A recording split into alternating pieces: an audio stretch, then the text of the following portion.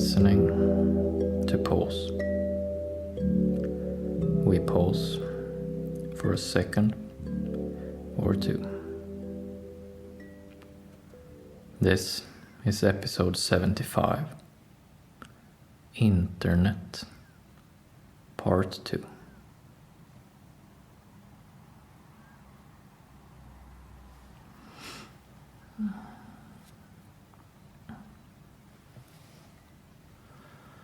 Last time, when we talked about specific skill, internet, we talked about that the internet is designed to be a vast structure wherein we, as individuals, are put.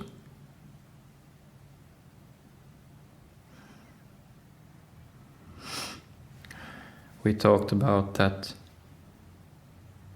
this makes us confused, and we talked about the need on our part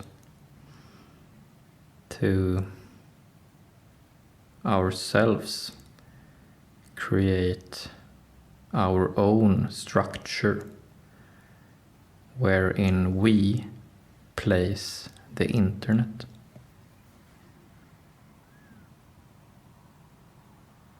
So basically, we talked about creating routines for how and when we use the internet.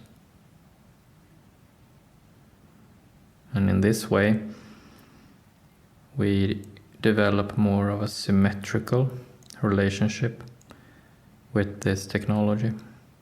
That yes, the internet is doing its thing to put us in its structure, but we are also building a structure wherein we put the internet. This is very important.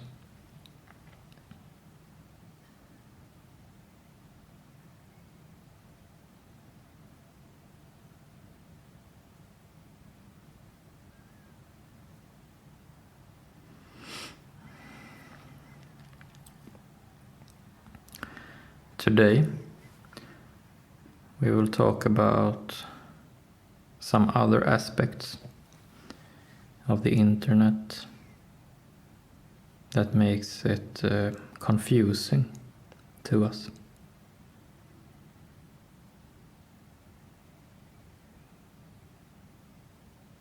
I imagine in the 50s, in the 1950s, when the television set was new, that it brought people great confusion. That all of a sudden you had the imagery and the sounds of the world in your living room or even your bedroom.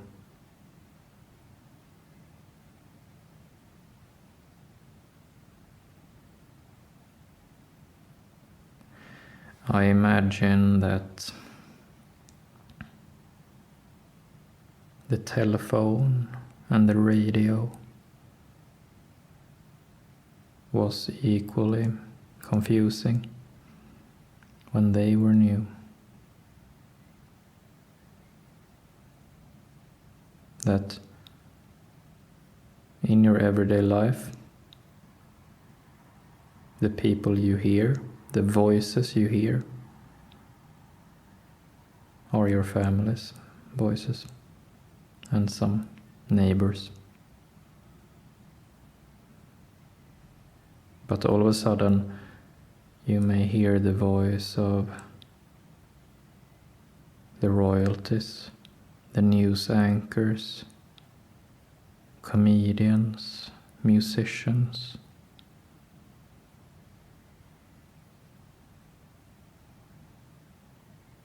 That all of a sudden you may have an opera singer's voice in your home.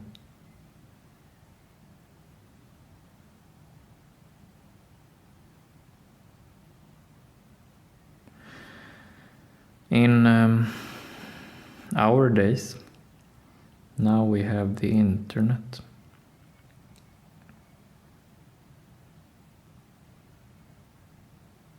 And it's getting more common that things come in new versions called smart. Smart home, smartphone, smart watch, smart lamps, smart car, smart doors, smart security systems, smart anything, perhaps.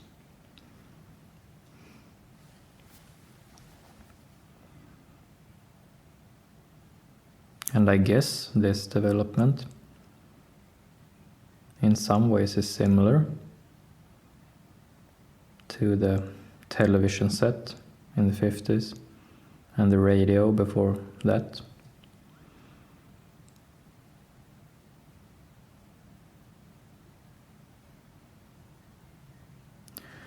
One line, one sentiment, one comment that I hear frequently is that everything is moving so fast nowadays. Everything is moving so fast. And this is a feeling. That everything is moving fast is a feeling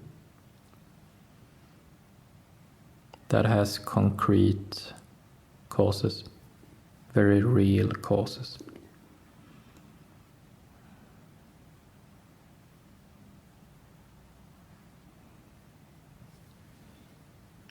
And this comment, everything is moving so fast nowadays. These words carry a lot with them and within them.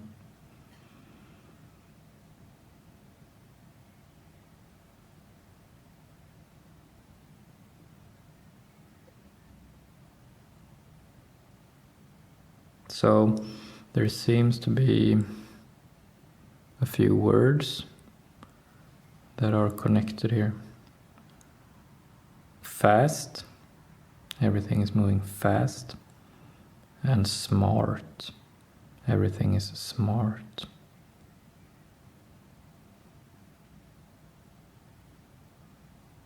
So smart and fast seems to be an ideal right now. To be smart and fast. We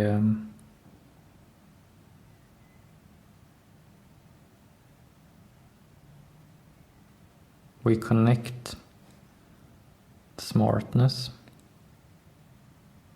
intelligence with a fast pace, with speed. That something fast is also smart.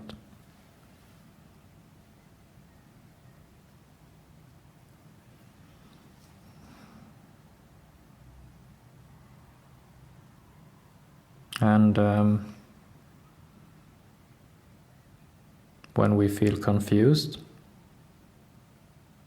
by the internet, by anything smart,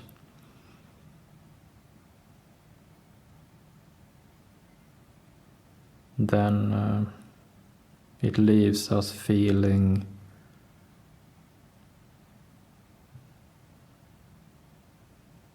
lesser than.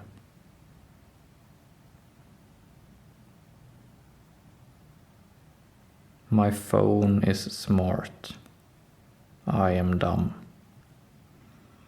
My home is smart. I am dumb. My car is smart. I am dumb. My security system is smart. I am dumb.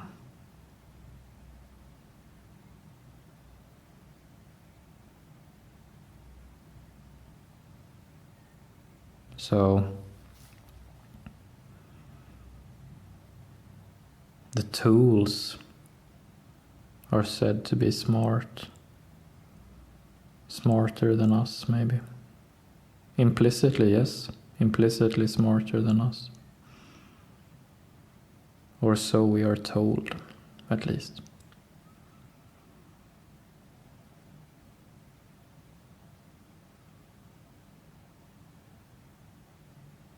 There's a great deal of confusion in this.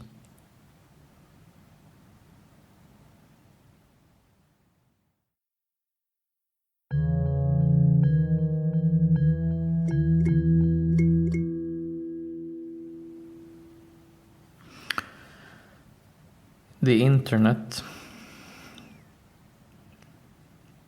has all these different features, all these different domains, websites, platforms, you name it. The internet is a complicated structure, and each individual detail of this complicated structure is more or less interactive.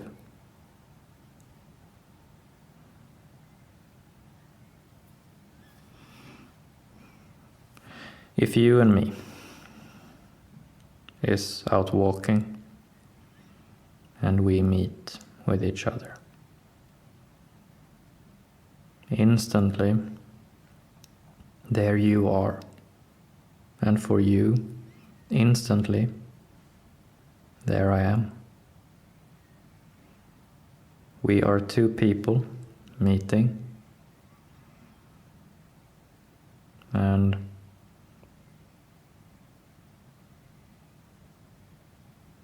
the communication is both verbal and non-verbal.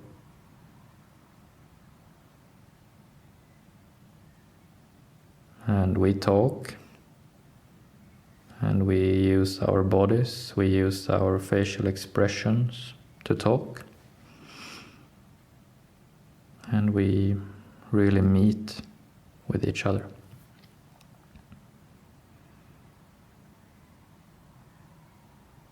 And every time you say something that confuses me, you can see in my expression that I am confused. Or I might even say, I don't really understand what you're saying right now. And then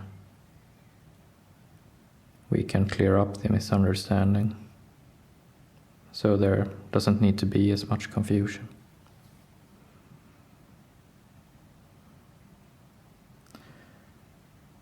With the internet, however, the internet is interactive. Yes. And we are being told this message very often.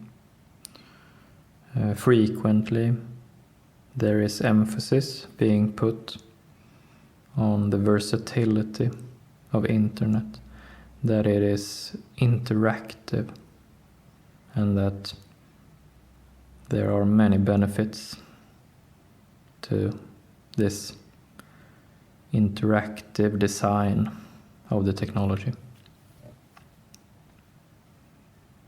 And I guess that's true. However,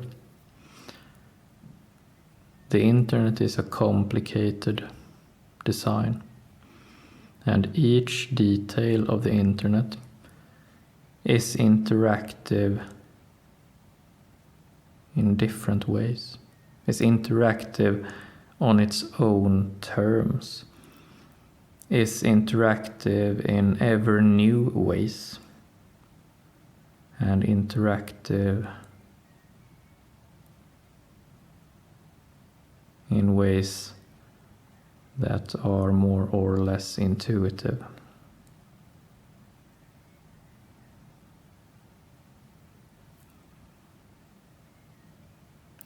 So each time that we are on the internet and something confuses us,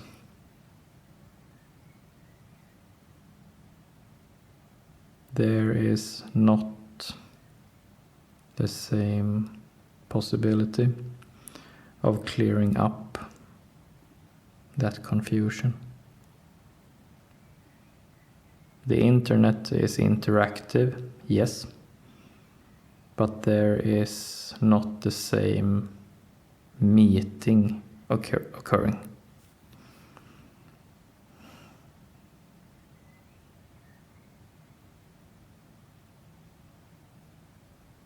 When you and I meet on the street, there is symmetry between us. You are a human being, you are a person, and I am a human being, I am a person. But when I interact with the internet is not a person.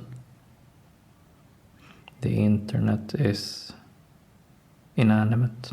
The internet is technology. The internet is something constructed by people, but it is not people.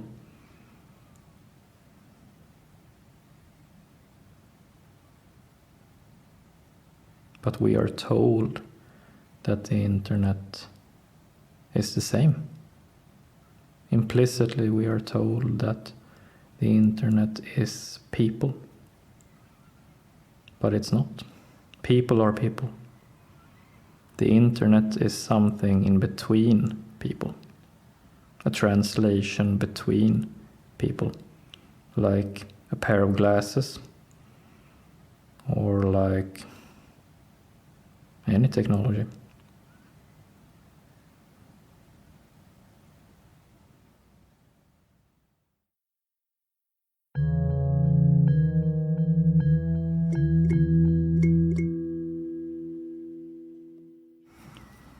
When you and I meet on the street, the only thing between us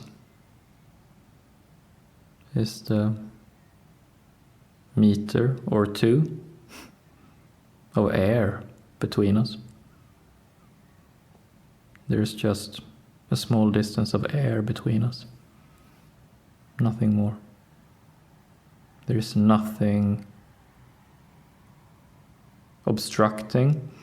There is nothing transforming.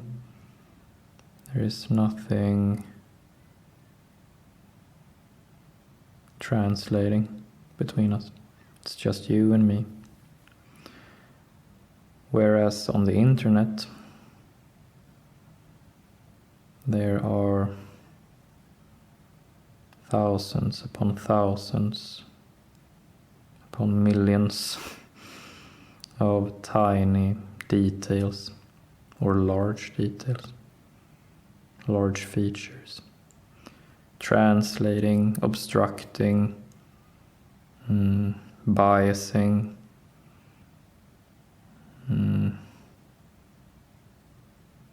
yeah.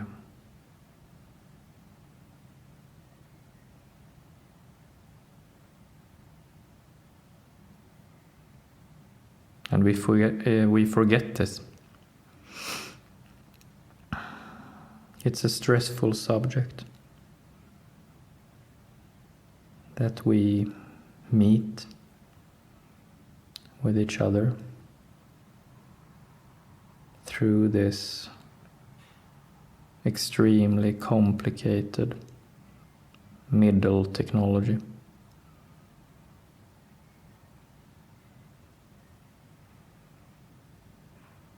This is stressful and confusing.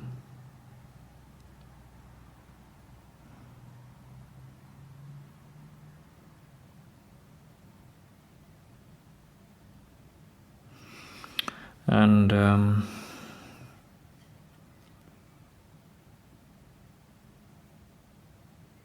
my gut feeling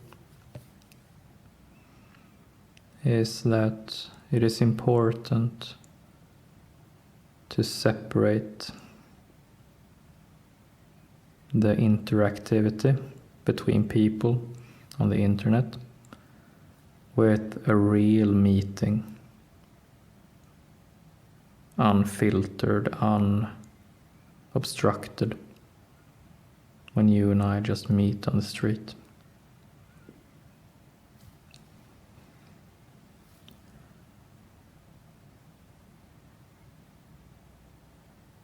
It is important to keep this in mind. They are not the same.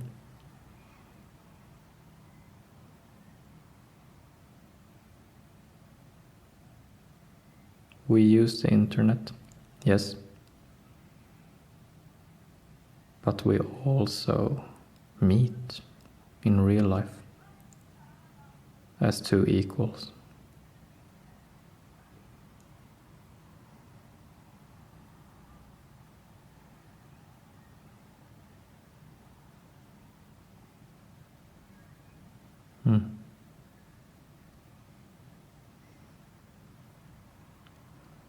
That's it for today.